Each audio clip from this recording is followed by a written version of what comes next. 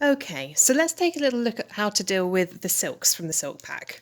The silks are beautiful, but they're a little bit more fiddly than the cottons. So I tend to supply them on a card with holes punched on like you'd normally find a thread organiser at the top.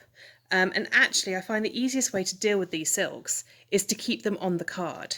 So I'm going to lay these down flat and you can see that you've got them all nicely neat at the top, and then you've got loops here at the bottom. So these loops at the bottom are the ones you're going to be dealing with. So let's just separate this out. I'm going to open that out like that and just take one of the colours. So can you see that we've got the loop of the skein here? I don't tend to twist these silks because then it looks a bit different in the packaging and people don't get confused. So what we're actually going to do is just cut the skein at the bottom of this here, like so, straight through, just like that.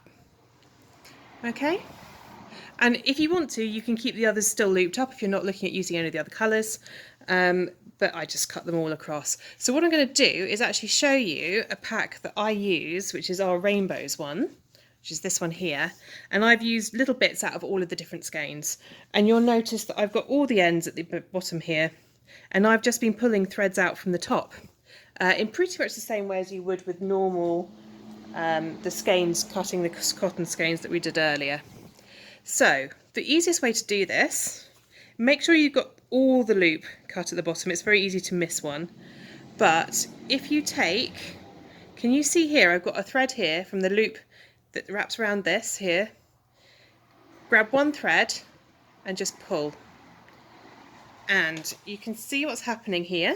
You've got a little bit of bunching at the bottom, but if you keep pulling, you can just pop your hand on the bottom there and it just comes out. And there's your thread.